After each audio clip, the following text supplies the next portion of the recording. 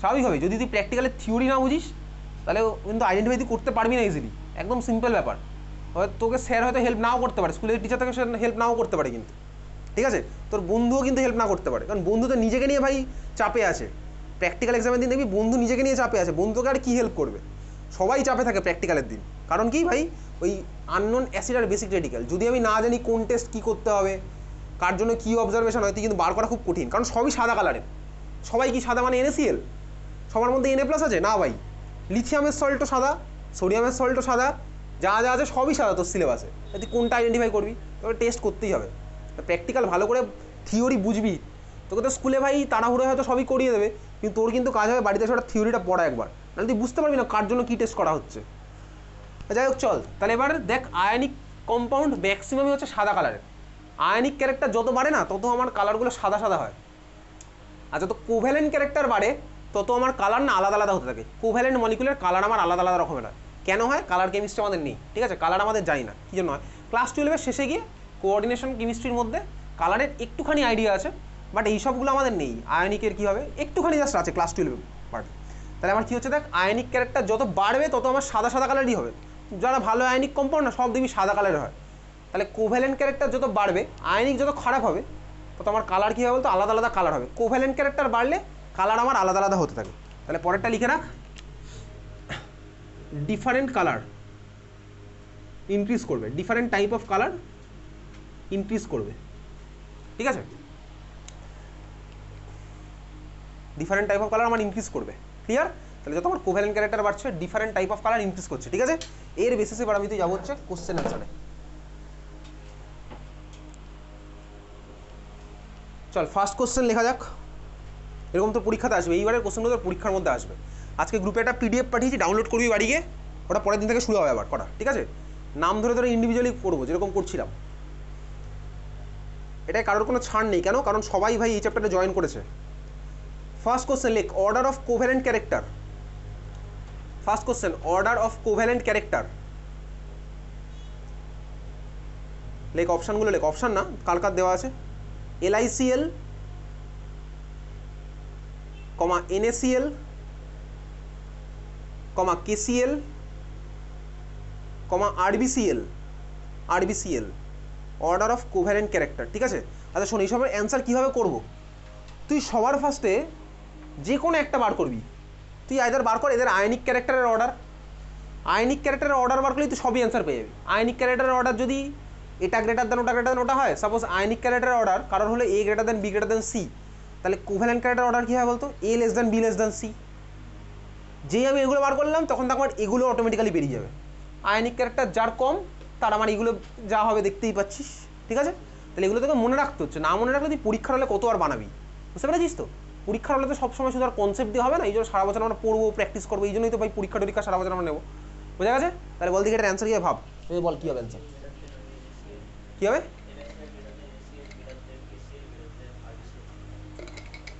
কিসের বেসিসে বলেছিস বল?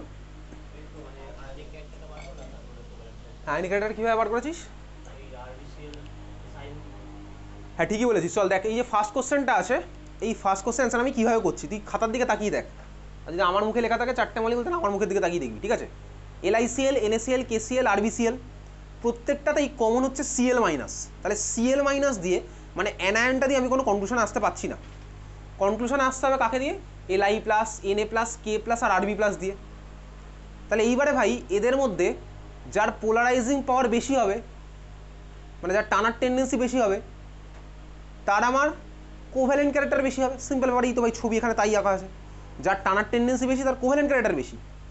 তাহলে Li+, Na+, K+ আর Rb+-এর মধ্যে কে বেশি টানবে? আমি দেখে বুঝে গেলাম ভাই, লিথিয়াম, সোডিয়াম, পটাশিয়াম, রুবিডিয়াম দেওয়া আছে, সবাই সেম গ্রুপে আছে।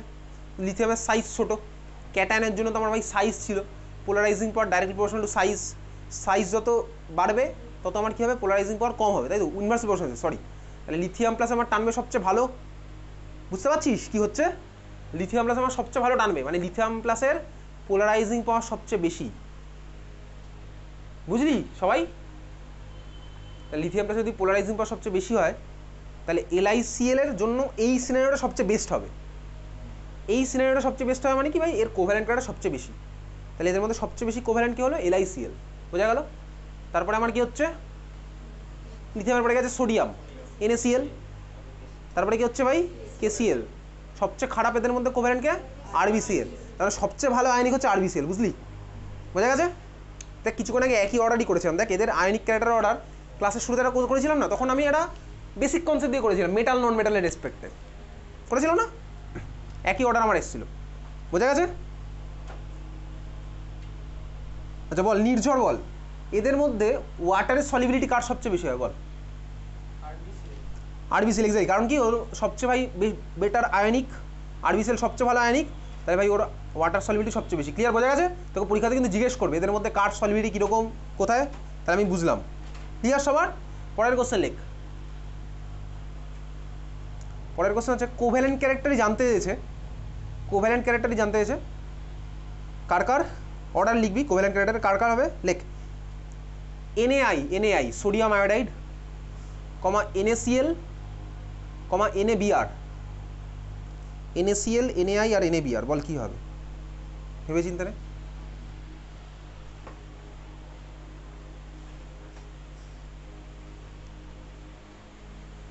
কি হবে ভাব, ভেবে বল।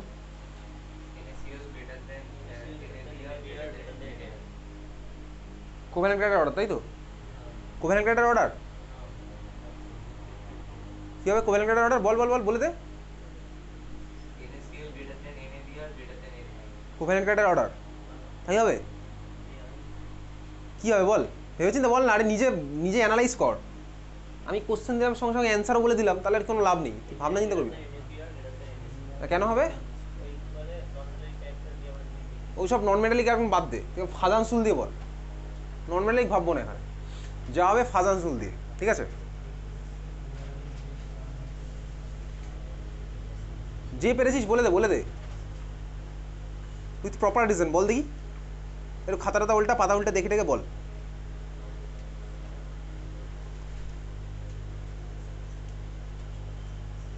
বল, না হলে নাম ধরে জিজ্ঞেস করতে হবে, বল।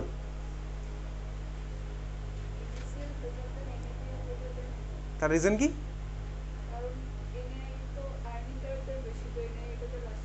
NaI আয়নিক ক্যারেক্টার বেশি, শিওর NaI আয়নিক ক্যারেক্টার বেশি, বল বল অ্যান্সার বলে দে।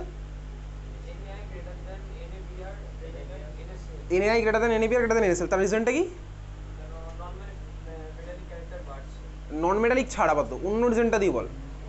আচ্ছা হ্যাঁ এক্স্যাক্টলি, চল দেখি, আমি তিনখানা অপশনের মধ্যেই দেখতে পেলাম Na প্লাস পার্টটা কমন, তাহলে ওকে দিয়ে আমি কোনো কনক্লুশন আসতে পারবো না। মেটাল পার্ট আমার চলে গেছে, ক্যাটায়ন পার্ট দিয়ে আমি কোনো কনক্লুশন আসতে পারছি না, তাহলে কাকে দিয়ে আসবো? অ্যানায়ন পার্টটা। তো ভাই এদের মধ্যে পোলারাইজেবিলিটি কার বেশি হবে? পোলারাইজেবিলিটি কার বেশি হবে? I মাইনাসের, ও সাইজ বড়, ইজিলি ছড়িয়ে দেবে। যদি ইজিলি ছড়িয়ে দেয় তাহলে ভাই ওর জন্য এই সিনারিওটা সবচেয়ে ভালো হবে, তাহলে NaI এর জন্য এই সিনারিওটা সবচেয়ে বেস্ট, বুঝতে পারছিস? তো NaI এর জন্য এই সিনারিওটা সবচেয়ে ভালো, তার মানে NaI হচ্ছে এদের মধ্যে সবচেয়ে ভালো কোভ্যালেন্ট, বুঝতে পারলি? ক্লিয়ার? বোঝা গেছে? তুই বললি হ্যাঁ বুঝতে পেরেছিস। I মাইনাস সবচেয়ে বেশি ভাই, সবচেয়ে বড় সাইজ, ওর পোলারাইজেবিলিটি সবচেয়ে বেশি, তাহলে ইজিলি ছড়িয়ে যাবে। ক্লিয়ার? তাহলে পোলারাইজেবিলিটির অর্ডারের রেসপেক্ট আমি এই অ্যান্সারটা করলাম, ঠিক আছে? চল পরের কোশ্চেন, পরের কোশ্চেন লেখ। Which one has higher melting point? Which one has higher melting point?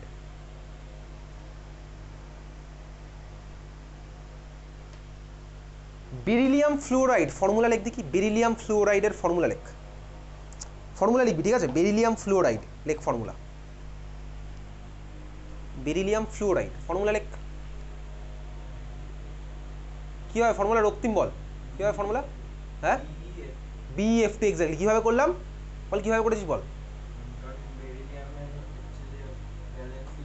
হ্যাঁ বেরিলিয়াম হচ্ছে +2 আর ফ্লুরাইড হচ্ছে -1, তাহলে ভাই ক্রিস ক্রস করলাম, কাটাকুটি মেথড আগের দিনও করেছিলাম, 2কে পাঠিয়ে দিলাম ফ্লুরিনের কাছে, ফ্লুরিনের 1কে পাঠিয়ে দিলাম বেরিলিয়ামের কাছে, বুঝছিস? আগের দিনের ক্লাস না দেখে আসলে তো চাপ হবে হয়তো একটু, 9-10 করেছিলাম এগুলো, ঠিক আছে? BeF2 ক্রিস ক্রস মেথড করতাম, তাহলে আমার BeF2 হচ্ছে বেরিলিয়াম ফ্লুরাইড, বুঝলি? ভার্সেস ম্যাগনেসিয়াম ফ্লুরাইড, ম্যাগনেসিয়াম ফ্লুরাইডের ফর্মুলা কী হবে? একইভাবেই MgF2, বল অ্যান্সার বল এবার কী হবে? কার মেল্টিং পয়েন্ট বেশি বল, কীভাবে করবি ভাব, ভেবে চিন্তা বল। যার হবে বলবি, ঠিক আছে?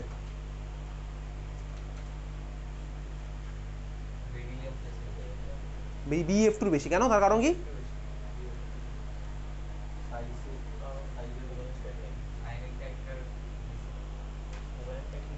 BF2 আর MGF2 এর মধ্যে কার মেল্টিং পয়েন্ট বেশি?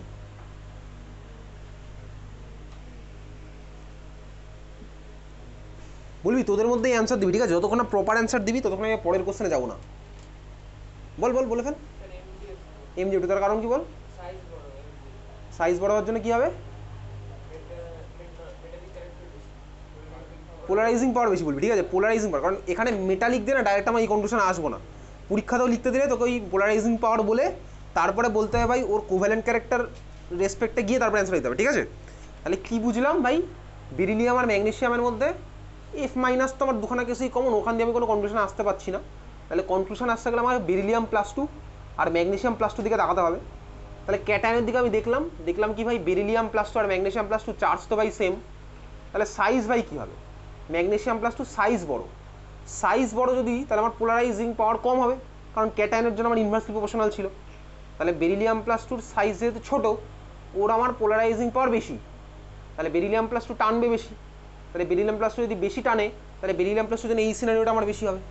সিম্পল ব্যাপার। তার মানে বেরিলিয়াম ফ্লুরাইড হচ্ছে আমার কোভ্যালেন্ট ক্যারেক্টার, ঠিক আছে? বেরিলিয়াম ফ্লুরাইড হচ্ছে আমার কোভ্যালেন্ট ক্যারেক্টার। পুরোপুরি কোভ্যালেন্ট না ভাই, দুজনের মধ্যে কোভ্যালেন্ট বলতে পারি, বুঝতে পেরেছিস তো? আমি এটা বলবো না যে beryllium fluoride is a covalent molecule, এটা বলবো না। আমি এটা বলবো ভাই বেরিলিয়াম ফ্লুরাইডের কোভ্যালেন্ট ক্যারেক্টার MgF2 থেকে বেশি, এইরকম বলতে পারি, ঠিক আছে? এই যে ভাই অর্ডারগুলো বার করছি, তার মানে এটা নয় যে লাস্টে থাকছে তাকে আমি কোভ্যালেন্ট মলিকুল বলবো না ভাই, ওটা আমি বলবো না। ও আয়নিকই আছে, বুঝতে পেরেছিস? এই যে অর্ডারগুলো লিখছি না, A > B > C > D, আমি D কে কোভ্যালেন্ট মলিকুল কখনো বলবো না, আয়নিকই বলবো, কিন্তু ওর কোভ্যালেন্ট ক্যারেক্টার আছে ভালো, বোঝা গেল? বুঝতে পেরেছিস তো? আচ্ছা, বুঝে গেছিস? তাহলে ভাই এই কেসটাতে আমার কে হলো ভাই, বেরিলিয়াম ফ্লোরাইড আর MgF2 মধ্যে ম্যাগনেসিয়াম ফ্লোরাইডের কোভ্যালেন্ট ক্যারেক্টার কম হলো। কেন কম হলো বললাম তোকে, মেটালিক ক্যারেক্টার বেশি হলো, তাহলে আয়নিক ক্যারেক্টার বেশি হলো। তো আয়নিক ক্যারেক্টার বেশি মানে মেল্টিং পয়েন্ট বয়েলিং পয়েন্ট বেশি, তো কিছুক্ষণ আগে জেনারেলাইজ করে ওখানে লিখেছিলাম, এখনও লেখাই আছে। তাহলে অ্যান্সার আমার কী হলো? অ্যান্সারটা কী হলো? কার বেশি? MgF2 বেশি, BF2 কম। পরের কোশ্চেন, মেল্টিং পয়েন্ট একইভাবেই NaCl versus CuCl, NaCl versus CuCl,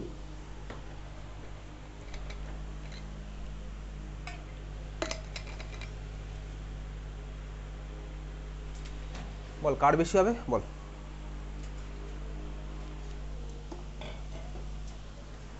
NaCl versus CuCl,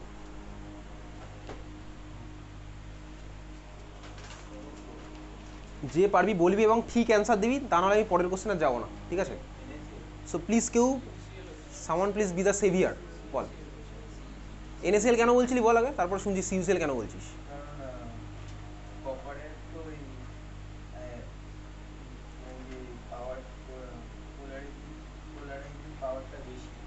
তার জন্য কি হবে?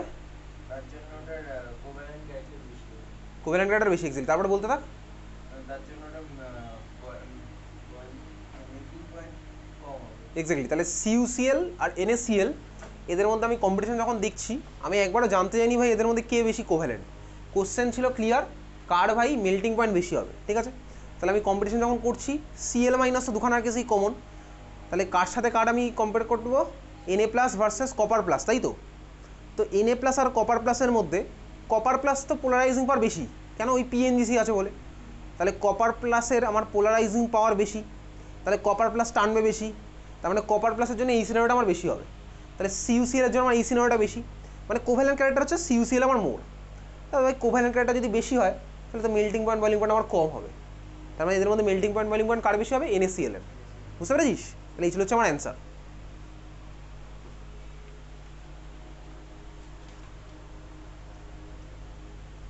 ঠিক আছে, চল বুঝেছিস। পরের কোশ্চেন, দুটো কলাম করবি, দুটো কলাম কর। দাগ আগে টানতে হবে না, তুই জানিস না কতটা লম্বা দাগ টানতে হবে। তুই হয়তো পুরো খাতা জুড়ে দাগ টানলি, আমি তোকে এদিকে একটা এদিকে একটা বললাম, আমার কিছু বললামই না। দাগ তুই পরে টানবি, ঠিক আছে? দাগ টানানি ব্যস্ত হোস না। লেফট সাইডে লেখ কম্পাউন্ড, রাইট সাইডে লেখ কালার, আচ্ছা, কম্পাউন্ডের মধ্যে নাম্বার 1 1 2 3 4 উপর থেকে পরপর লিখতে থাক। কম্পাউন্ডের মধ্যে 1 2 3 4 লেখ। 1 নাম্বার লেখ এজিএফ, কেজিএফ না এজিএফ, এজিএফ ঠিক আছে এজিএফ। 2 নাম্বার লেখ এজিবিআর, 3 নাম্বার লেখ এজিসিএল, 4 নাম্বার লেখ এজিআই। হয়েছে? এবারে কালারের মধ্যে লেখ, 4টে আলাদা আলাদা লেখ কালার, উপর থেকে নিচের দিকে লেখ। ফার্স্টে লেখ কালারের মধ্যে ডার্কেস্ট ইয়েলো, পরেরটা লেখ হোয়াইট, তারপরটা লেখ ইয়েলো, তারপরটা লেখ কালারলেস। তোকে ম্যাচ করতে হবে, কর দেখি ম্যাচ, মাথা খাটিয়ে ম্যাচ কর দেখি, কর।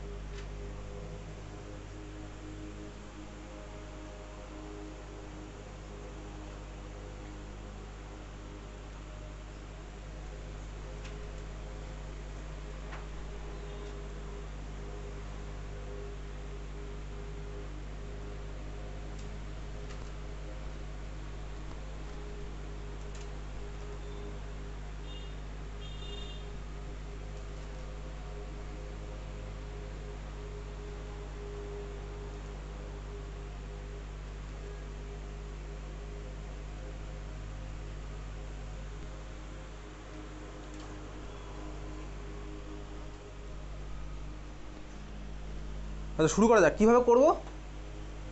এজিএফ, এজিসিএল, এজিবি আর এজিআই দিয়েছে। আমি জানি ভাই যার কোভ্যালেন্ট ক্যারেক্টার বেশি হবে তার কালারও অন্য টাইপের হবে একটুখানি, মানে আলাদা আলাদা টাইপের কালার পাবো। যত কোভ্যালেন্ট ক্যারেক্টার বাড়তে হবে তত কালার আলাদা আলাদা টাইপের পাবো, ঠিক আছে? তাহলে আমি সবার ফার্স্টে এক কাজ করি, এদের আয়নিক ক্যারেক্টারের অর্ডার বার করি। আয়নিক ক্যারেক্টার অর্ডার বার করি, অসুবিধার কিছু নেই। তো এদের আমার আয়নিক ক্যারেক্টারের অর্ডার আমার কী হচ্ছে বার করা যাক। তুই খাতার মধ্যে করছিস, হয়তো তুই অ্যান্সার করে ফেলে যতক্ষণে। এদের মধ্যে আয়নিক ক্যারেক্টার অর্ডার কী হবে দেখ, প্রত্যেকটাতে এজি প্লাস কমন। তাহলে আমি কাকে দিয়ে করবো ভাই? F minus C L minus B R minus I মাইনাসকে দিয়ে। এদের আয়নিক ক্যারেক্টার অর্ডার কী হয়েছে বলতো নয়নিকা? আয়নিক ক্যারেক্টার অর্ডার কী হয়েছে?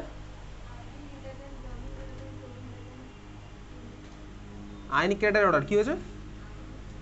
হ্যাঁ, আয়নিক ক্যারেক্টার অর্ডার কী হবে এদের? আয়নিক ক্যারেক্টার অর্ডার সোম,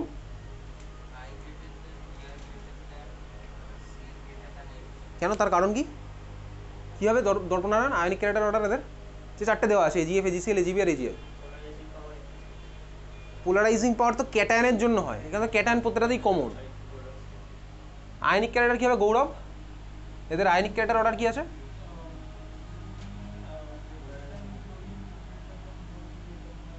AGF greater than AGCL greater than AGBR আর গ্রেটার দেন এজিআই। তার কারণ কি? তার কারণটা বলে দে।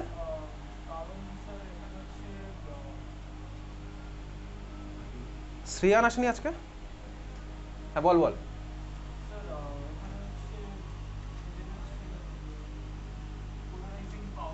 পোলারাইজিং পাওয়ার ছিল ক্যাটায়নের জন্য। কী হবে রক্তিম রিজনটা? হ্যাঁ পোলারাইজিবিলিটি, পোলারাইজিবিলিটি আই মাইনাসের পোলারাইজিবিলিটি বেশি, ওই জন্য আই মাইনাস ছড়িয়ে যাবে বেশি। তো আই মাইনাস যদি ছড়িয়ে যায় তাহলে আই মাইনাসের জন্য কোভ্যালেন্ট ক্যারেক্টার বেশি হয়ে যাবে। তার মানে তাদের সবচেয়ে খারাপ হচ্ছে এজিআই, ঠিক আছে? তাহলে সবচেয়ে খারাপ আয়নিক হচ্ছে এজিআই, বুঝতে পেরেছিস? তাহলে সবচেয়ে ভালো আয়নিক কি ভাই? AGF, AgCl, এজিবিআর, AGI. এই হচ্ছে আমার আয়নিক ক্যারেক্টারের অর্ডার। বোঝা গেল? তুই বলি হ্যাঁ বুঝতে পারলাম, মনে মনে বললি, ঠিক আছে?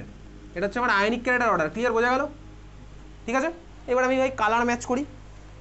আয়নিক ক্যারেক্টার যত বেশি হবে তত কালার কী হবে? ওই হোয়াইটের দিকে হবে। দেখ এখানে একদম দেখ হোয়াইটের থেকেও খারাপ আছে, দেখতে পাচ্ছিস? কালারলেস। তাহলে এজিএফ হচ্ছে কালারলেস। বুঝে গেছি ভাই, এজিএফ কালারলেস। কোভ্যালেন্ট যত বাড়বে তত হচ্ছে আমার আলাদা আলাদা কালারটা বাড়তে থাকবে। তো কোভ্যালেন্টের অর্ডারটা কি ভাই? কোভ্যালেন্ট এজিআই সবচেয়ে ভালো। তাহলে আস্তে আস্তে শুরু করা যাক।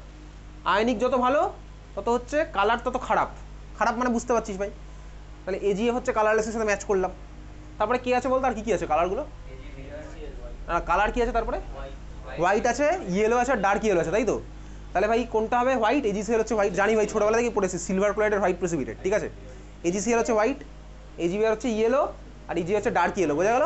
তাহলে এই হচ্ছে আমার ভাই 4টে কালার, বুঝতে পেরেছিস? চলে যাবো পরের কোশ্চেন।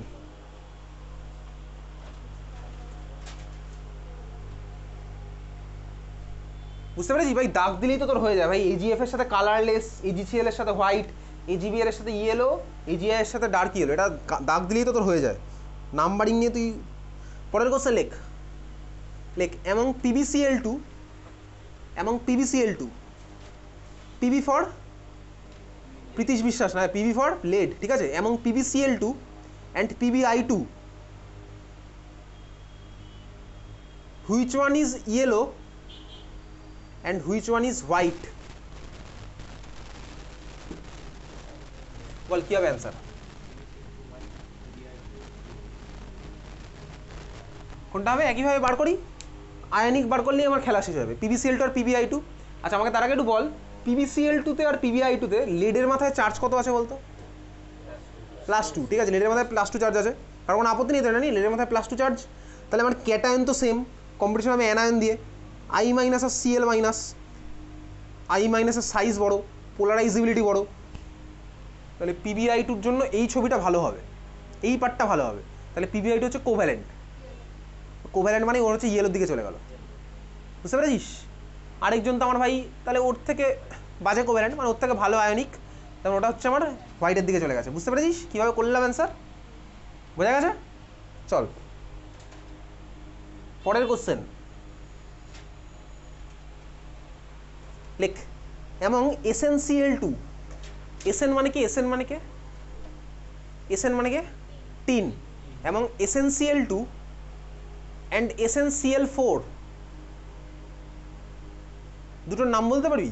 এই যে দুখানা লিখলাম না, এই দুটোর নাম তুই ক্লাস 9-10 মুখস্থ করতিস, কি বলতো নাম? তুই বল। SnCl2 তে Sn এর মাথায় চার্জ কত আছে? +2, আর SnCl4 কত আছে চার্জ? +4। নাম বলতে পারবি এদের নাম কি হয়? Sn+2 নাম আর Sn+4 এর নাম?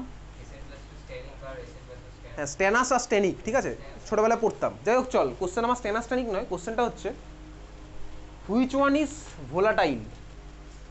Which one is volatile?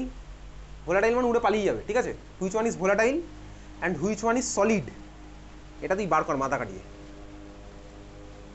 Which one is volatile and which one is solid?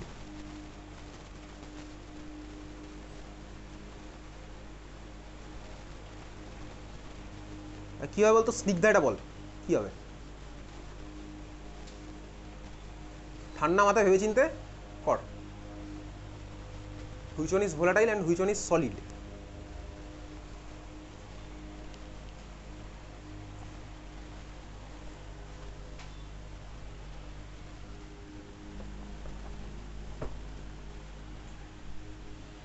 SnCl2 আর SnCl4, এই কোশ্চেনটা আসবে স্কুলে।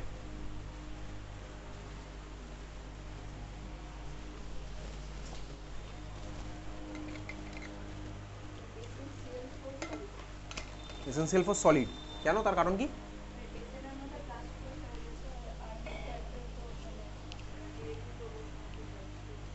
তো SnCl2 আর SnCl, বুঝতে পারি তুই কি বলেছিস। SnCl2 আর SnCl4 এর মধ্যে কে বেশি আয়নিক? SnCl4। তার কারণ কি ভাই? Sn এর মাথায় +4 মানে টানবে বেশি, Cl- তো দুজনেই কমন, তাহলে ভাই Sn হচ্ছে আমার এখানে +4 একটা আছে আর এটা আছে +2, তাহলে Sn+4 ওর পোলারাইজিং পাওয়ার ভালো, ও টানবে ভালো, তাহলে SnCl4 এর জন্য ভাই সিনারি হবে এটা, বুঝতে পারলি? SnCl4 এর জন্য সিনারি তো এটা হয়ে গেল, তাহলে SnCl4 এর কোভ্যালেন্ট ক্যারেক্টার বেশি, বুঝলি? বোঝা যায় সবার? তাহলে ভাই এদের মধ্যে বল এবারে, তাহলে অ্যান্সারটা তুই কী দিয়েছিলি? SnCl4 কি বেশি হবে? তাহলে SnCl4 কী হবে বলতো? SnCl4 তো ভাই কোভ্যালেন্ট ক্যারেক্টার বেশি হয়ে গেছে, আর SnCl2 তো আমার আয়নিক ক্যারেক্টার বেশি, তাহলে SnCl2 আমার হয়ে যাবে হচ্ছে সলিড, বুঝতে পারলি? বোঝা গেল? আর SnCl4 আমার কী হবে? অন্যটাই হবে, আর কী হবে ভাই? দুটো অপশান তো বলেছে দুজনের জন্য। ভোলাটাইল। ভোলাটাইল মানে কি? সিম্পল, ভোলাটাইল মানে হচ্ছে কম টেম্পারেচারে পেলে ভাই পালিয়ে চলে যায়, ভোলাটাইল। এক্সাম্পল কি বলতো? ভোলাটাইল কম্পাউন্ডের এক্সাম্পল বল দেখি, SnCl2 বাদ দিয়ে, সরি SnCl4 বাদ দিয়ে। ভোলাটাইল একটা এক্সাম্পল বল। ন্যাপথালিন সাবলাইম করে চলে যায়, ওটা কেন ঠিক ভোলাটাইল বলবো না, ভোলাটাইল মানে লিকুইড থেকে গ্যাসে চলে যেতে পারবে। ন্যাপথালিন তো সাবলিমেশন হয়। বাড়িতে আছে ন্যাপথালিন বল, কী আছে বলতো? হ্যাঁ হ্যাঁ, নেল পালিশ রিমুভার হতে পারে, ওর মধ্যে অ্যাসিটন আছে, অ্যাসিটন ভোলাটাইল। অ্যাসিটন ক্লাস 12 11এই পড়বো কদিন পরে। অ্যালকোহল ভোলাটাইল, ঠিক আছে, এটা হচ্ছে volatile substance. Petrol volatile. Okay চল পরের কোশ্চেন লেখ।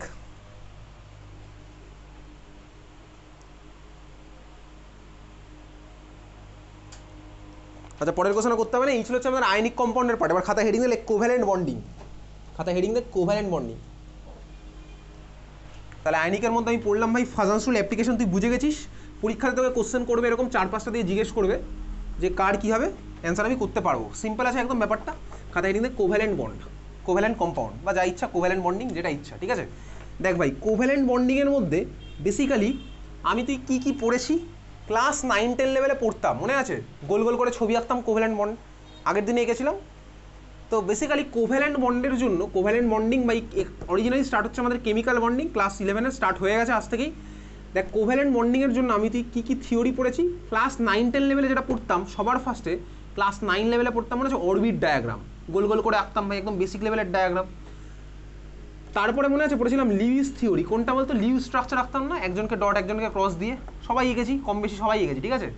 তাহলে সবার ফার্স্ট থিওরি ছিল হচ্ছে লিউইস থিওরি, তার আগেরটার বললাম না, অরবিট ডায়াগ্রাম আর বলছি না। লিউইস থিওরির পরে উইথ টাইম একটা করে থিওরি ডেভেলপ হয়েছে। কেন ডেভেলপ হয়েছে ভাই একটা করে থিওরি? তার কারণ স্বাভাবিকভাবেই আগের থিওরিগুলো হয়তো সব কিছু এক্সপ্লেন করতে পারতো না, এই জন্যই ভাই উইথ টাইম নতুন নতুন থিওরি ডেভেলপ হয়, ঠিক আছে। তাহলে সবার ইনিশিয়াল ছিল হচ্ছে লিউইস থিওরি, তারপর এসছে হচ্ছে ভ্যালেন্স বন্ড থিওরি, ঠিক আছে, ভিবিটি। লিখছিস নাকি দেখছিস শুধু? ঠিক আছে, সবার ফার্স্ট ছিল হচ্ছে লিউইস থিওরি, তারপর ডেভেলপ হয়েছে ভ্যালেন্স বন্ড থিওরি, ঠিক আছে। তারপর এসছে হচ্ছে ভাই VSEPR theory, valence shell electron pair repulsion theory, full form লেখার দরকার নেই, ঠিক আছে। ভিএসইপিআর থিওরির পরে এসে হচ্ছে মলিকুলার অরবাইটাল থিওরি, এমওটি, ঠিক আছে। মলিকুলার অরবাইটাল থিওরির পরে ডেভেলপ হয়েছে হচ্ছে সিএফটি, ক্রিস্টাল ফিল্ড থিওরি।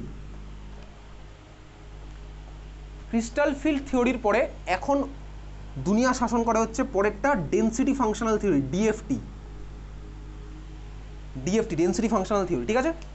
এর মধ্যে কোন সিনারিওটা কখন কিভাবে কি পড়েছি? লিউইস থিওরি সবাই 9-10 লেভেলে বেসিকভাবে পড়েছি, ডট ক্রস করে আঁকতাম। ক্লাস 11 আমি তুই পড়বো হচ্ছে এই জিনিসটা, ভিবিটি থেকে এমওটি, এই জিনিসটা পড়বো হচ্ছে ক্লাস 11 লেভেলে। ভ্যালেন্স বন্ড থিওরি থেকে ভিএসইপিআর থিওরি, দেন এমওটি। আমাদের কেমিক্যাল বন্ডিং পড়তে লাগবে আরও 3-4 সপ্তাহ মতো লাগবে, আমরা সাফিসিয়েন্ট টাইম নিয়ে এটা পড়ছি, ঠিক আছে। তারপর আছে crystal field theory. Crystal field থিওরির একটুখানি জিনিস ক্লাস 12-এ কোঅর্ডিনেশন কেমিস্ট্রির মধ্যে আছে ক্রিস্টাল ফিল্ড থিওরি, ঠিক আছে। তুই চাইলে লিখে রাখতে পারিস এগুলো ক্লাস 12 বলে। আর ডেনসিটি ফাংশনাল থিওরি এ বোঝা আমার তোর এখনকার কম মনে, এই জন্য কোয়ান্টাম তোকে জানতে হবে। ডেনসিটি ফাংশনাল থিওরি এখন আলটিমেটলি সব কিছু চলছে এটা দিয়ে, এটা জন্য কোয়ান্টাম জানতে হবে, বুঝতে পারছিস? তাহলে এর মধ্যে কোনটা কখন কীভাবে পড়বো তোকে বলে দিলাম। আশা করি যত খাতার মধ্যে লিখে রাখিস কেন, যাতে তুই লিঙ্ক করতে পারিস ব্যাপারগুলো, কোথায় কোন চ্যাপ্টারটা কীভাবে চলছে, ঠিক আছে। চল শুরু করা যাক। তাহলে খাতা হেডিং দিতে পারিস, লেখ লিউইস থিওরি, খাতা হেডিং দিয়ে লিউইস থিওরি, লিউইস থিওরি। আচ্ছা লিউইস থিওরির মধ্যে দেখ এইসব বেসিক স্ট্রাকচার আমি আর এখানে নতুন করে আঁকবো না। কোন থিওরি ভালো করে দেখবি এদিকে। ধর এই হচ্ছে আমার হাইড্রোজেনের স্ট্রাকচার ছিল, মনে আছে? এইভাবে আঁকতাম, হাইড্রোজেনের একটা ইলেকট্রন ডট আরেকটাকে ক্রস করে ভাই দুজনকে কম্বাইন করে এইভাবে আঁকতাম, ডট আর ক্রসটা চলে গেল মাঝখানে, এইভাবে আঁকতাম না ক্লাস 9-10 লেভেলে, ঠিক আছে। এইভাবে আঁকতাম ভাই। এটাকে ছোটোবেলায় 9-এ গিয়ে আরও এইভাবে আঁকতাম অরবিট ডায়াগ্রাম। এটা কিন্তু আর লিউইস না, এটা অরবিট ডায়াগ্রাম, এটা আলাদা জিনিস, এটা আঁকতে হবে না, এটা ক্লাস 9-এর গল্প, এটা ক্লাস 9-এর গল্প, ঠিক আছে। তো লিউইস থিওরি দেখবি আমি এইভাবে আঁকতাম, ডট ক্রস করে আঁকলাম একজনে, বা এটাকে এইভাবে আঁকা যেতে পারে, এইচ এইভাবে আঁকলাম, ডট এখানে ক্রস এখানে, এভাবে আঁকা যেতে পারে বা এইভাবে আঁকা যেতে পারে, ঠিক আছে। এই হচ্ছে আমার লিউইস থিওরির পর, এগুলো ক্লাস 9 লেভেলে আমি করতাম, সরি 10 লেভেলে গিয়ে করেছি লিউইস থিওরির মধ্যে। তো এইবারে দেখ যখনই আমি কোনো লিউইস স্ট্রাকচার আঁকবো, এগুলোকে কী বলে? Lewis dot structure. এগুলোকে কী বলতে পারতো? Lewis dot structure. এই লিউইস থিওরি হচ্ছে আজ থেকে 100 বছর আগেকার থিওরি, ঠিক আছে। তো উইথ টাইম আমার আরও থিওরি ডেভেলপ হয়েছে, কারণ কি এই থিওরি সব কিছু এক্সপ্লেন করতে পারে না বলেই পরের থিওরি আমার ডেভেলপ হয়েছে, এইভাবেই চলছে। তার মানে দেখ লিউইস থিওরি আজ থেকে 100 বছর আগেকার থিওরি। এত তুই ক্লিয়ার বুঝতে পারছিস তো? চল বুঝে গেছিস। এইবারে তো এই যে লিউইস ডট স্ট্রাকচার আমি তুই আঁকছি, এ তো আমি কিছুটা আঁকতে পারতাম ক্লাস 10 লেভেলে। ক্লাস 11-এ বা যখন আমি তুই লিউইস স্ট্রাকচার আঁকবো, আমাদের কতগুলো একটু স্ট্রাকচার প্র্যাকটিস করতে হবে, নতুন করে কিছু করবো না। লিস্ট ডট স্ট্রাকচার আমি তোকে একটা লিস্ট দেবো, তুই বাড়িতে প্র্যাকটিস করবি, ওর মধ্যে থেকে ঘুরিয়ে ফিরিয়ে আসবে। কী হবে ব্যাপারটা দেখ, লিস্ট ডট স্ট্রাকচারে কিছু একটা লিমিটেশন আছে। কী লিমিটেশন বুঝে যাবো, কী লিমিটেশন আছে। সিমিলার হতে ধর লিস্ট ডট স্ট্রাকচার তুই জানিস কী আঁকতিস, ক্লাস 9-10 থেকে এইভাবে আঁকতিস। তো আমি দেখাচ্ছি ওয়াটারের স্ট্রাকচার, তুই এরকম আঁকতিস, অক্সিজেনের মাথায় দুখানা লোন পেয়ার, এটা একটা আছে, এরকম একটা আছে, হাইড্রোজেনের ক্রস, এইভাবে তুই ওয়াটার স্ট্রাকচার রেখেছিলি ক্লাস 10 লেভেলে গিয়ে। দেখ এখানে তোর আঁকার সময় তুই কী মাথায় রাখতিস বলতো, মাথায় রাখতিস হচ্ছে হাইড্রোজেনের ডুপ্লেট ফুলফিল্ড হয়েছে, যে ডুপ্লেট করবে সে ডুপ্লেট হবে, আর যে অক্টেট করবে সে অক্টেট ফুলফিল হবে, এটাই আমি আঁকতাম। কেউ আমার অক্টেটকে ছাড়িয়ে বেরিয়ে চলে যেতে পারবে না, এগুলো ক্লাস 10 লেভেলে শুনেছিলাম। কেউ ডুপ্লেটকে ছাড়িয়ে বেরিয়ে যেতে পারবে না, এগুলি করতাম। আউটার মোস্ট শেলে 8টা থাকতে পারে বা আউটার মোস্ট শেলে 2টো থাকতে পারে, তাই তো এইগুলি করতাম। তো এইবারে দেখ লিউইস থিওরি তো সব কিছু এক্সপ্লেন করতে পারে না, আমি তোকে সিম্পল একটা স্ট্রাকচার দেখাচ্ছি। H2SO4, H2SO4 এর স্ট্রাকচার হচ্ছে এটা, ঠিক আছে। H2SO4 এর স্ট্রাকচার হচ্ছে এরকম। তো যদি H2SO4 এর স্ট্রাকচার তুই কাউন্ট করিস, কার কটা করে ইলেকট্রন, অক্সিজেনের দেখ এরকম আছে, অক্সিজেন এরকম থাক, এই অক্সিজেন এরকম আছে, এই অক্সিজেন এরকম আছে। এই স্ট্রাকচার কোথা থেকে পেলাম ভাই, দেখ লিউইস স্ট্রাকচার কোথা থেকে পেয়েছি সেগুলো অ্যাকচুয়ালি আসবে আমাদের যেই বা নিটে গিয়ে। এই যে ভাই কম্বাইন করে করে আমি দেখবো কোন স্ট্রাকচারটা সবচেয়ে বেশি স্টেবল হবে, ঠিক আছে। কম্বাইন করে করেই দেখতাম, ক্লাসটা ওইভাবেই এসেছিল। অক্সিজেন একটা ইলেকট্রন হাইড্রোজেনের সাথে শেয়ার করলো, এদিকেও অক্সিজেন একটা হাইড্রোজেনের সাথে শেয়ার করলো, শেয়ার করার পরে কোনটা আমার সবচেয়ে বেশি স্টেবল, এই কোনটা আমার সবচেয়ে বেশি স্টেবল এটা আমাদের বোর্ড এক্সামে নেই, এটা হচ্ছে যেই বা নিটের মধ্যে গিয়ে 3-4টে স্ট্রাকচার তোকে দিয়ে বলবে কোনটা এদের মধ্যে সবচেয়ে বেশি স্টেবল হবে, বুঝতে পারলি। তাহলে লিউইস ডট স্ট্রাকচার এটাও হতে পারে, আবার তোকে এরকমভাবে স্ট্রাকচার দিয়ে জিজ্ঞেস করতে পারে কোনটা বেশি স্টেবল হবে। তোর মনে অনেক ডাউট হতে পারে এইগুলো নিয়ে, কেন, তার কারণ দেখ আমি যে এই স্ট্রাকচারটা এঁকেছিলাম তোর মনে হতে পারে এটা স্টেবলই না। কেন মনে হতে পারে বলতে, স্টেবল আমি তোকে বলেছি কেন স্টেবল না মনে হতে পারে। তুই সালফারের আউটার মোস্ট শেলের ইলেকট্রন কাউন্ট কর। আচ্ছা আউটার মোস্ট শেলের ইলেকট্রন কীভাবে কাউন্ট করবো স্ট্রাকচার থেকে, আমি অক্সিজেন দিয়ে তোকে এখানে এক্সাম্পল দেখাচ্ছি। আগের দিনই দেখ বলেছিলাম একটা বন্ড মানে 2খানা ইলেকট্রন, তুই খাতার মধ্যে লিখে রেখেছিলি। দেখ এই যে একটা বন্ড মানে 2খানা ইলেকট্রন, তাহলে অক্সিজেনের যদি আউটার মোস্ট শেলের ইলেকট্রন কাউন্ট করি কীভাবে করবো, 1 2 3 4 5 6 7 8, অক্সিজেনের 8টা আছে ভাই, অক্টেট ফুলফিল। হাইড্রোজেনের 1 আর 2 হয়ে গেল ভাই, হাইড্রোজেনের তার এইগুলো তো হাইড্রোজেনের প্রপার্টি নয়, তাহলে হাইড্রোজেনের 2। তাহলে এবার এখানে কাউন্ট করি, সালফারের কাউন্ট কর, দেখ সালফারের কত হচ্ছে ভাই, 1 2 3 4 5 6 7 8 9 10 11 12, আরে কী হলো ভাই, অক্টেট ছাড়িয়ে বেরিয়ে চলে গেছে। তার মানে লিউইস ডট স্ট্রাকচারের কিছু ব্যাপার আছে যেগুলো আমাদের বোর্ডে নেই, ঠিক আছে। অক্টেট ছাড়িয়ে বেরিয়ে যেতে পারে, কোন অ্যাটম ছাড়িয়ে বেরিয়ে যেতে পারে, সেন্ট্রাল অ্যাটম। সেন্ট্রাল অ্যাটম মানে কি, নামের মধ্যে লুকিয়ে আছে ভাই সেন্ট্রাল, তার মানে মাঝখানে থাকবে সে হচ্ছে আমার সেন্ট্রাল অ্যাটম।